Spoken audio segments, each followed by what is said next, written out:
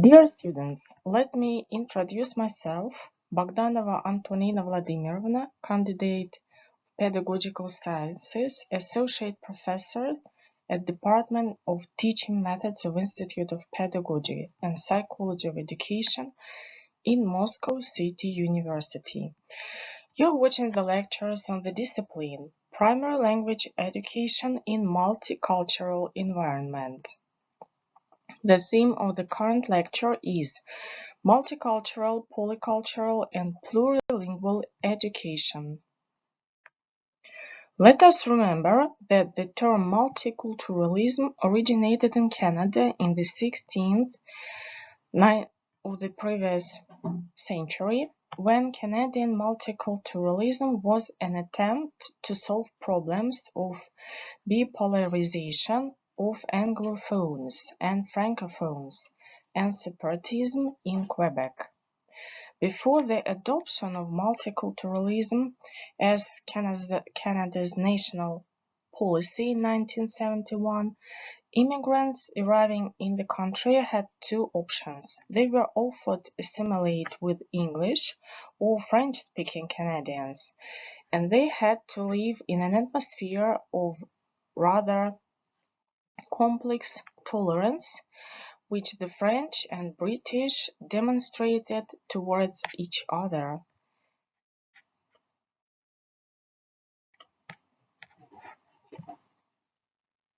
To a friend, and which did not apply to foreigners who didn't want to assimilate, or those who believed that they were not assimilated.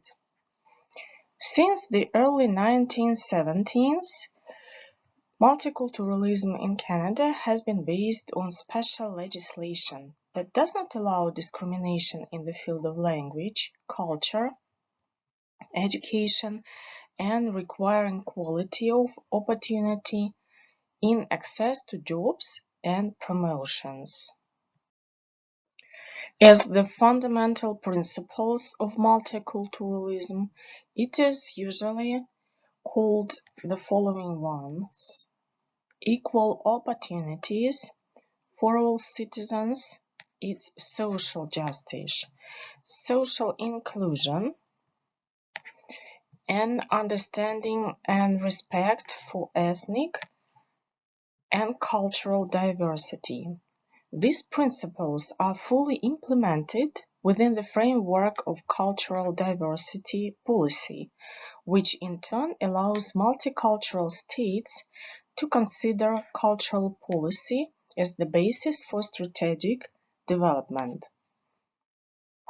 The term multiculturalism appeared in the lexicon of domestic researchers of the Russian Federation since the 1990s, initially to designate the above phenomenon, attributed only to Western social and political reality.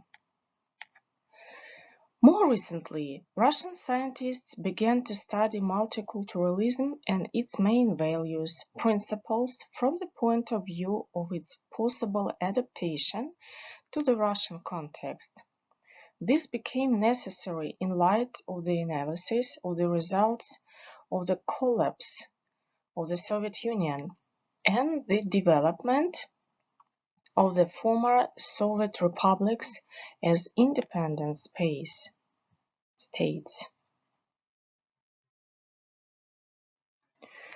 The American scientists and researchers explain that the term multicultural education describes a wide variety of programs and practices related to educational equity, women, ethnic groups, language minorities, low-income groups, and people with disabilities.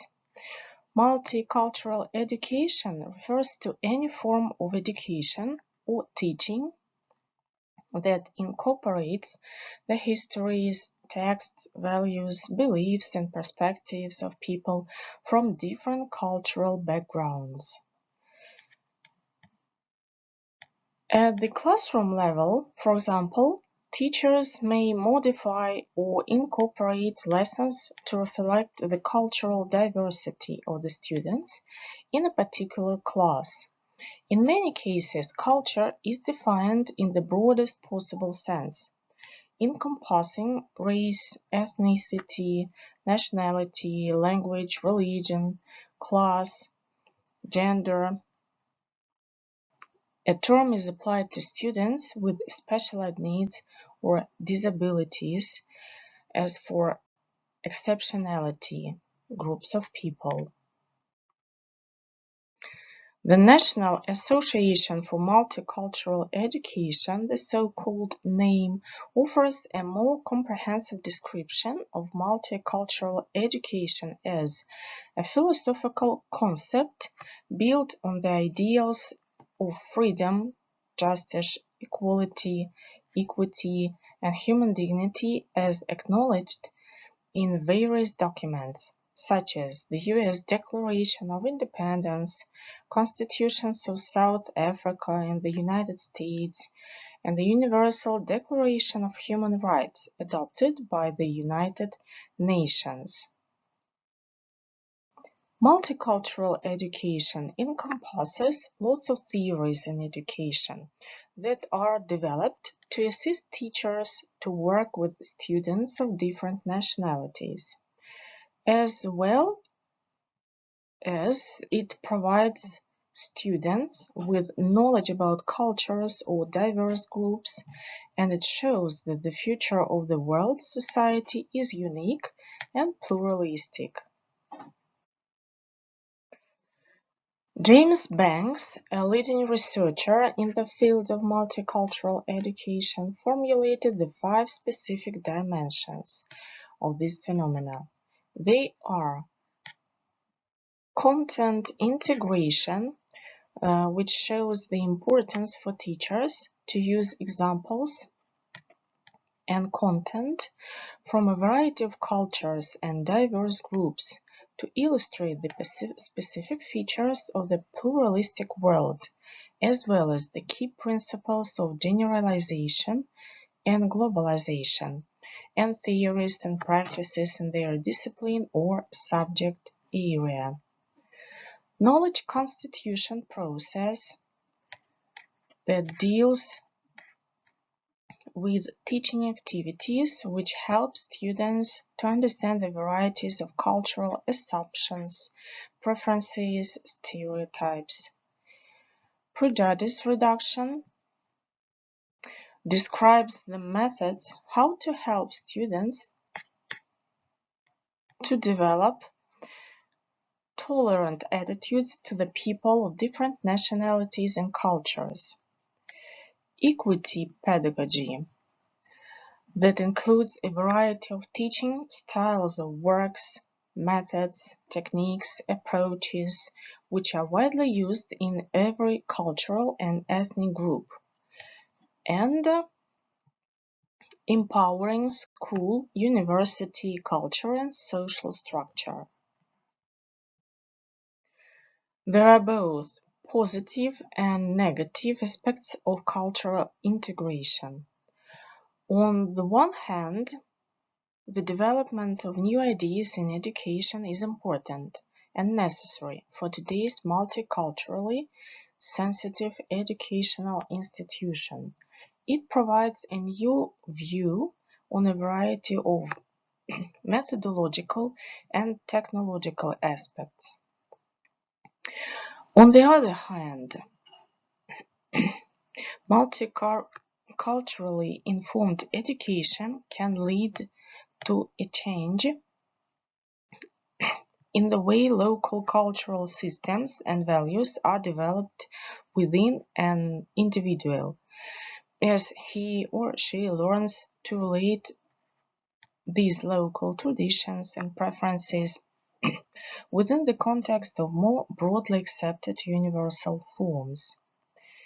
This view on multicultural education can even affect the way an individual perceives people outside of his or her native culture who developed a different understanding of cultural traditions, ideas, beliefs central to their own national culture. All of these factors contribute to the development of a person's mentality.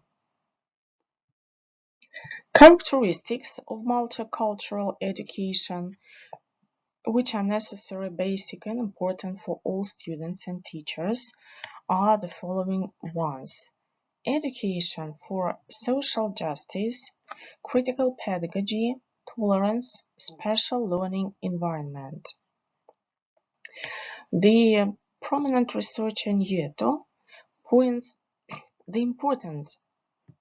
how important it is to include in the specific curriculum content the information about students' and teachers' expectations about different cultures, their preferences, stereotypes, and level of tolerance.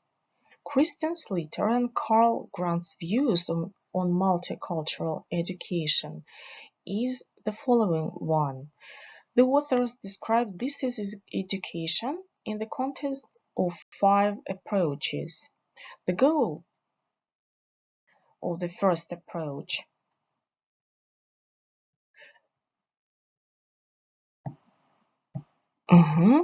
is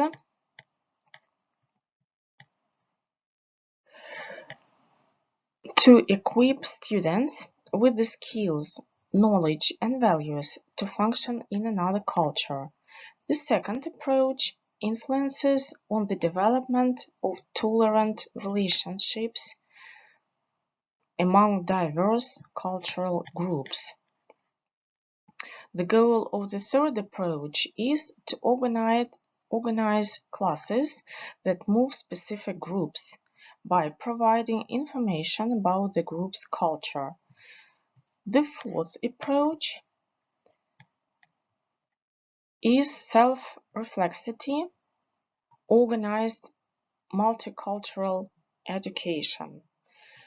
And the fifth approach is considered regarding the new type of educational programs.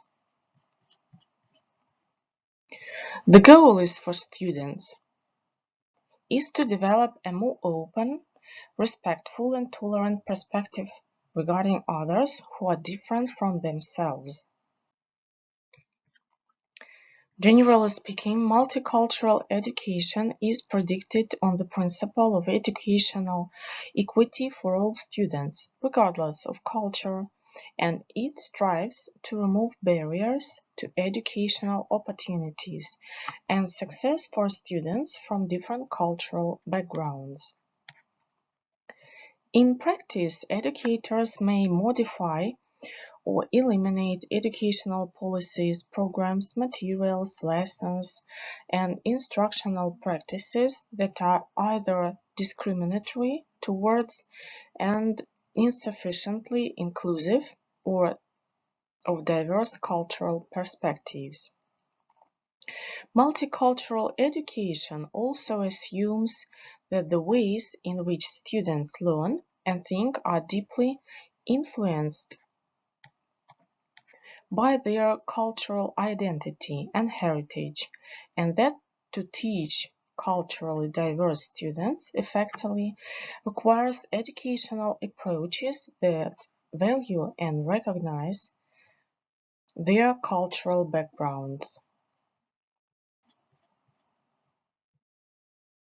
In this way, multicultural education aims at improving the learning and success of all students, particularly students from cultural groups that have been historically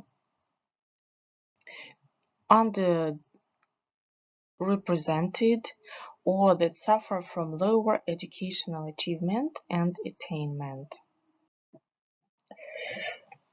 Different ways to implement multicultural education into the environment around children and people exist. There are children's books as implementing multicultural education at the early age gets young learners started on the right path. Young children are more open-minded and flexible in their understanding of the world. As we get older, we tend to become set in our ways and less pliable. Create a multicultural kindergarten classroom is also one of the ways, as very young learners need to learn about multiculturalism through concrete strategies. Having abstract discussions about diversity is not going to work. Teachers can introduce children to multicultural concepts early on by filling the classroom with objects that represent that diversity.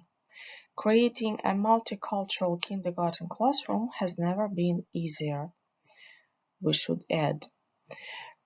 One more way is classroom strategies for fostering diversity at school. There are many ways that teachers can foster diversity among pupils.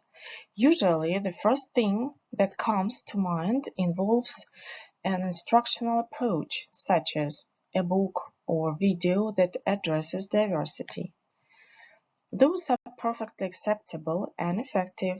Here are a few additional strategies to consider.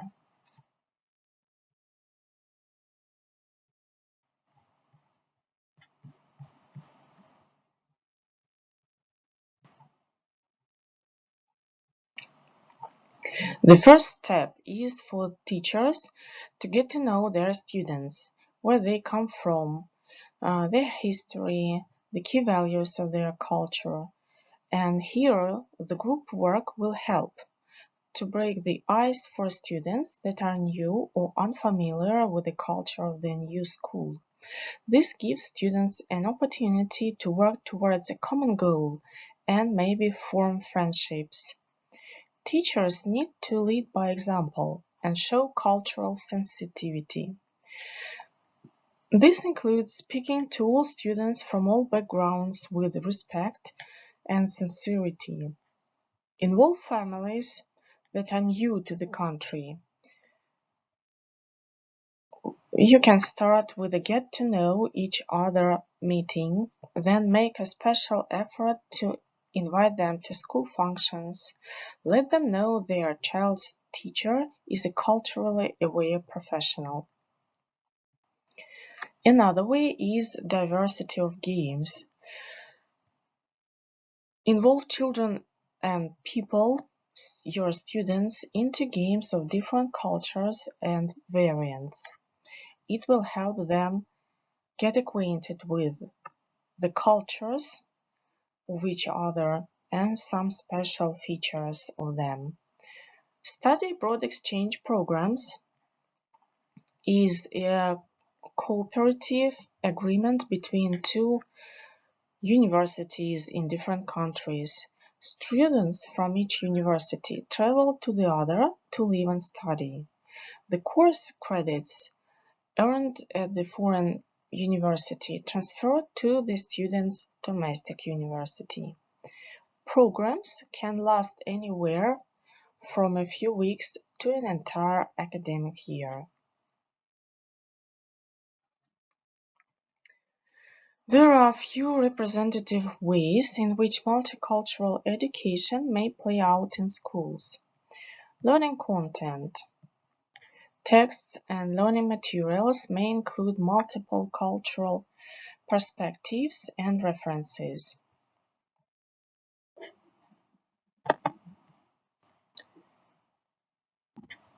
Student cultures.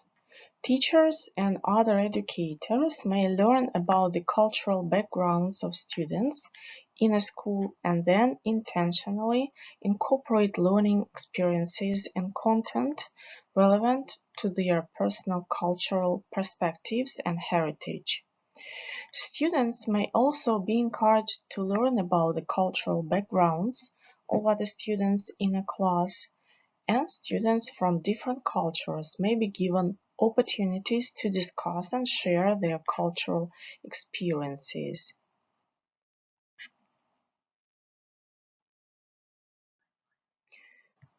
Critical analysis. Educators may intentionally scrutinize learning materials to identify potentially prejudicial or biased material. Both educators and students might analyze their own cultural assumptions and then discuss how learning materials, teaching practices, or schools' policies reflect cultural bias and how they could be changed to eliminate them. Reduce allocation. Multicultural education is generally predicated on the principle of equity, that is, the allocation and distribution of educational resources, programs, and learning experiences should be based on need and fairness rather than strict equality. For example, students who are not proficient in the English language may learn in bilingual settings and read bilingual texts, and they may receive comparatively more instructional support than their English-speaking peers, so that they do not fall behind academically or drop out of school due to language limitations. UNESCO clearly defines these two terms. The term multicultural describes cultural diversity of a society and refers not only to elements of ethnic or national culture, but also includes linguistic, religious, and social and economical characteristics. It is noteworthy that UNESCO does not include in the conceptual field aspects such as gender or race. The term intercultural, on the other hand, describes as a dynamic concept and refers to the evolving relationships between cultural groups. Interculturalism presupposes multiculturalism and is the result of intercultural exchange and dialogue at local, regional, national, or international levels.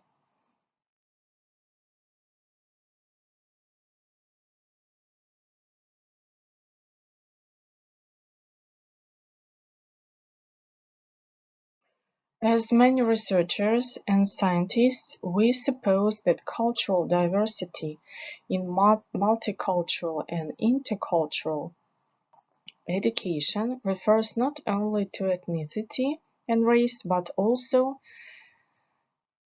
to gender, class, language, religion, etc. The intersections between these cultural aspects are becoming increasingly important.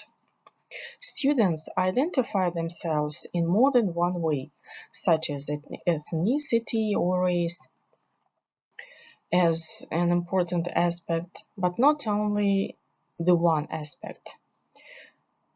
Researchers of multicultural and intercultural education around the world are faced with very challenging classes of students with hybrid or parallel identity. As the American researcher Latson Billings notes, traditional racial, class, and gender classifications are no longer useful for scientists because of the complexities of identities that do not fit into fixed categories.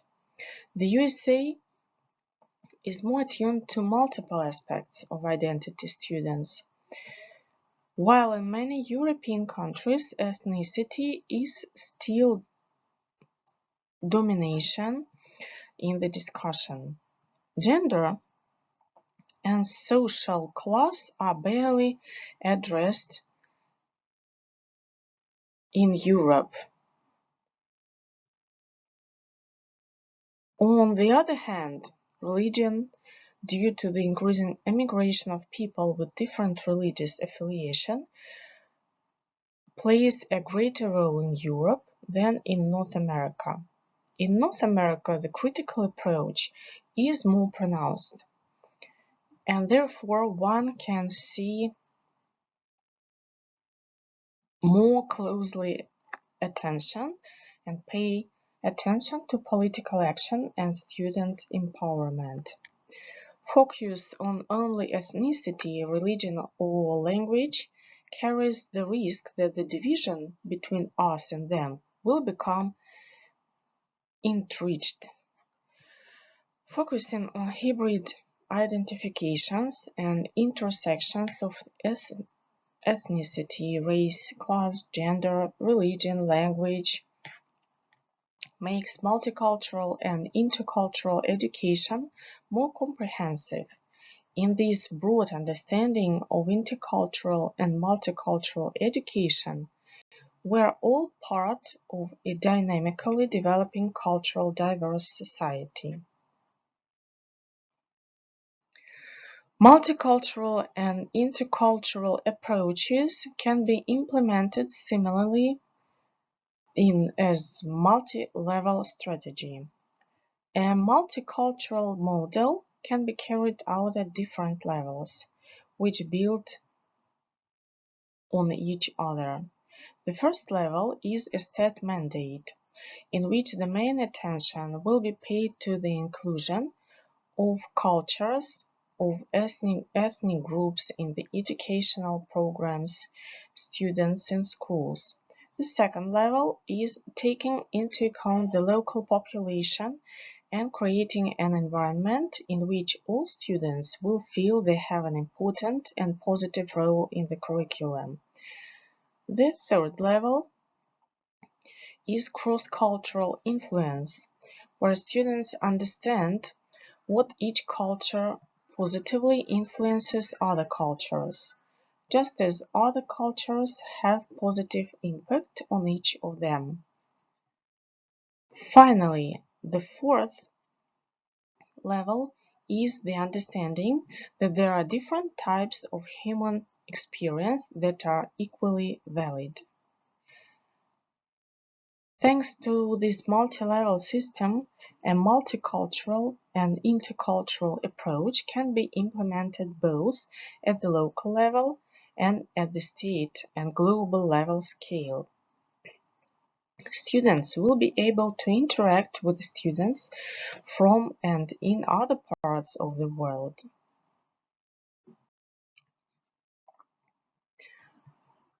In the middle 80s of the 20th century, a new tendency appeared in teaching foreign languages, the intercultural approach. Its aim is to build comprehension and establish communication between members of different cultures by raising awareness of cultural aspects in language teaching. Intercultural competence is described as a complex of analytic, strategic, and effective abilities like tolerance and respect for otherness in contact with representatives of other nations. One must gain knowledge about culture and forms of cultural behavior, be able to make analysis without prejudices, and raise awareness of otherness. Intercultural learning includes developing both language and psychological skills. Intercultural competence helps us understand our own and other cultures and allows us avoid communication misunderstandings. In this sense, cultural particularities of another community are always reflected in the mirror of one's own culture, which also sensitizes for one's own cultural imprint. The learner's look is thus directed towards the other community and the own community at the same time.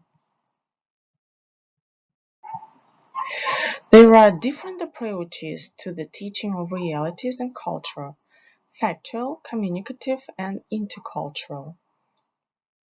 The factual approach relies on obtaining knowledge of culture and society.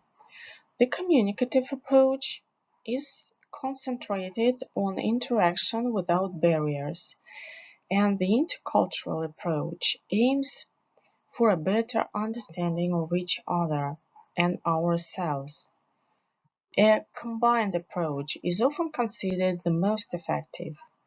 It says that to behave properly, it is necessary to acquire the patterns of behavior and knowledge about otherness that influence our attitude and leads us to reflections of our own culture. Intercultural communication may occur also when there are gaps in communicative abilities and in the knowledge of people. The most important is then the attitude and creativeness in experimenting with communicative strategies which bring success in understanding each other. Last but not least, it is central to remember the societal and political role of intercultural competence for fulfilling actual communication needs of learners.